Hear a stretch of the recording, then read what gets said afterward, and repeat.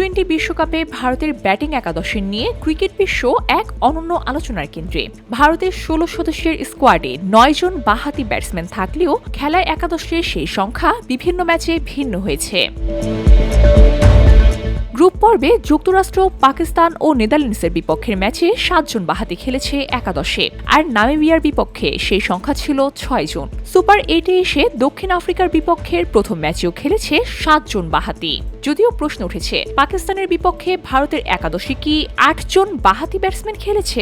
Wisden cricketers ally মানাকের আন্তর্জাতিক সম্পাদক Steven Lynch এর উত্তরে বলেছেন, পাকিস্তানের বিপক্ষে ভারতের একাদশে ডানহাতি ব্যাটসম্যান ছিলেন 4 জন, যার ফলে বাঁহাতি ছিল 7 জনই, 8 জন নয়। তবে এই বাঁহাতি আধিক্য হলেও ভারত এখনও আন্তর্জাতিক রেকর্ড করতে পারেনি। 2023 সালের অক্টোবরে চীনের এশিয়ান গেমসে বাংলাদেশ ও আফগানিস্তানের বিপক্ষে ভারতের একাদশে 8 জন বাঁহাতি ব্যাটসম্যান খেলানো হয়েছিল, যা ভারতের টি-20 প্রেক্ষাপটে বৃহত্তর বাঁহাতি সংখ্যার নজির।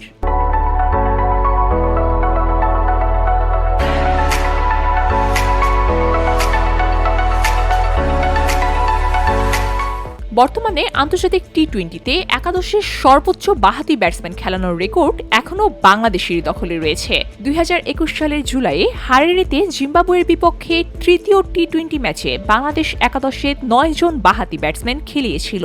অধিনায়ক মাহমুদুল্লাহ ও নুরুল হাসানি ডানহাতে ছিলেন ওই ম্যাচে।